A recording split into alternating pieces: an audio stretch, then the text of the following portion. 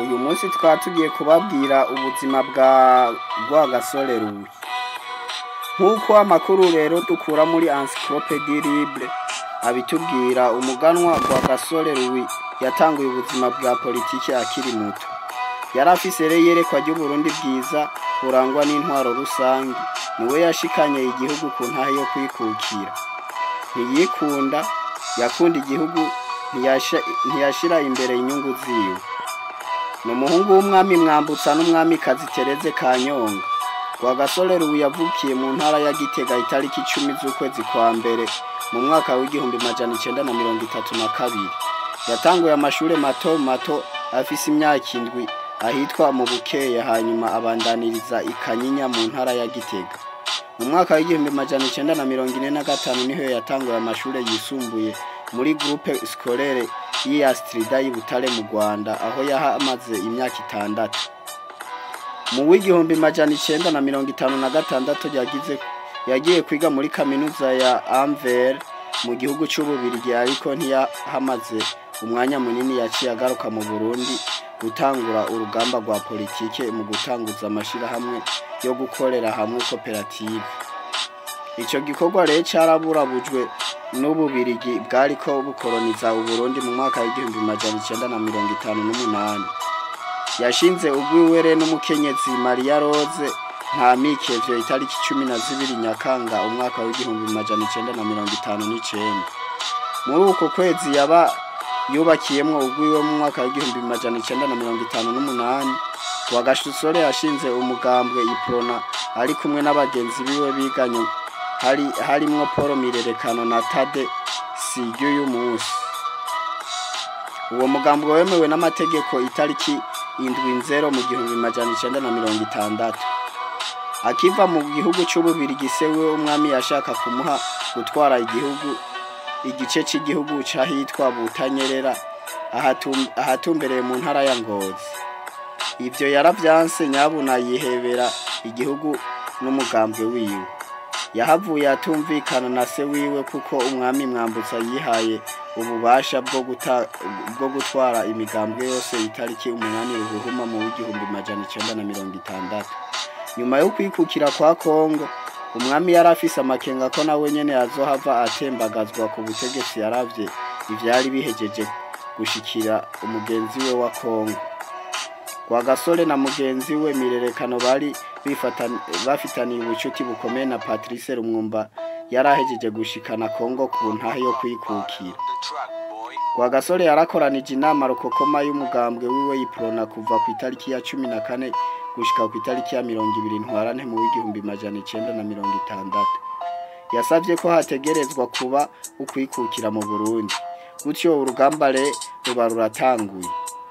Iprona isaba abanyagihugu kureka gutanga amakori n'amatagisi, kureka kugura ibidandazwa by'abazungu, maze abanyagihugu bahamagarirwa kwinuba abazungu.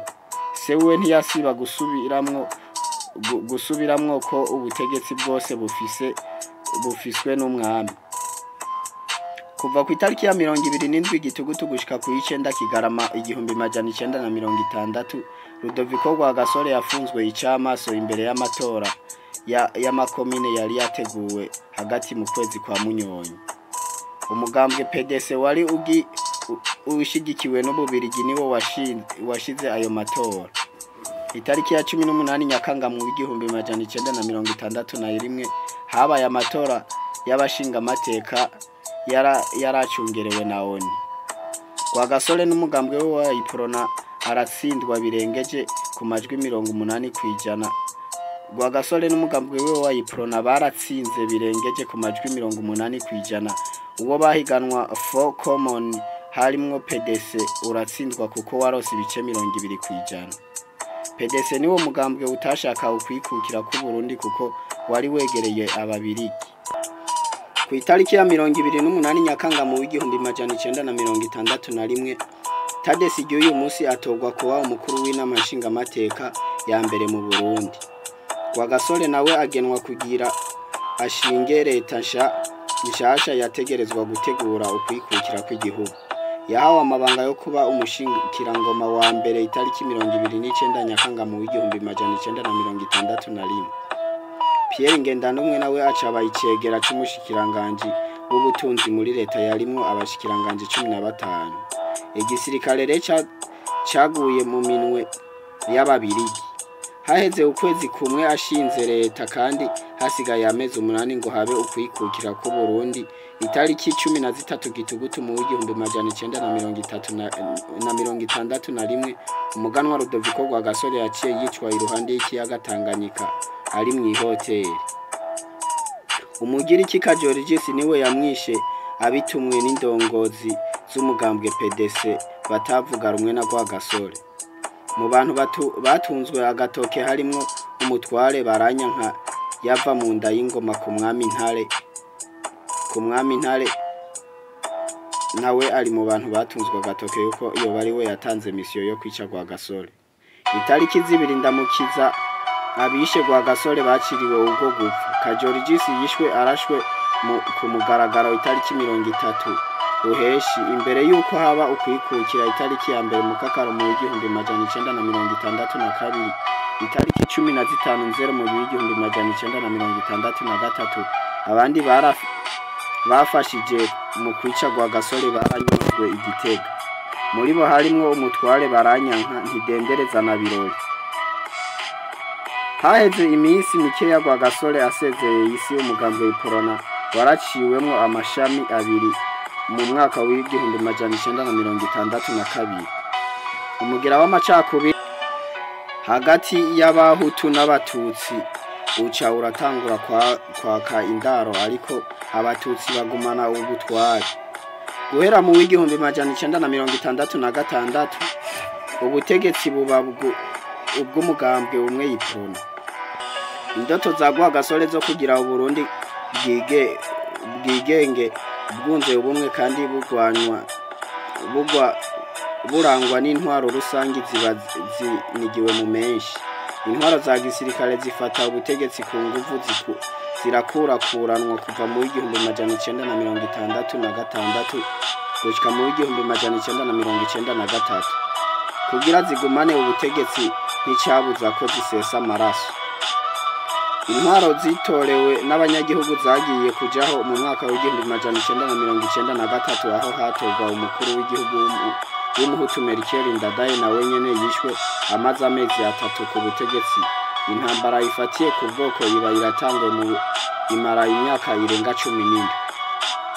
Icegeranyo c'ishirahamwe mpuzamakungu cyasohotse mu mwaka wa 1996 kivuga ko abatutsi barenga 300,000 bishwe mw'ihonyabwoko ryageguwe n'abahutu. Bivuga kandi ko hariho n'abahutu batemera uwo mugambwe nabo nyene bishwe. Aho rero nari ngerageje kubazanira amateka ya Rwagasore kugira ngo nsubize bamwe mu bambagije ivyaranze Rwagasore, ariko ivyaranze Rwagasore ni byinshi dore ko hari n'incungu ya demokrasi mu Burundi. Murazi ko twama tumuhimbaza ku itariki 13 z'ukwicumi buri mwaka, tugahimbaza na independence y'igihugu cyacu ku itariki 1 y'ukwezi kw'indwi. Nkabarenda basaba abantu mwese mutaragira sabone kuri Breze Journaliste ko mwoca ko kugira ngo muzohore muronka notification buri musi nzohacisha ikiganiro gishasha state.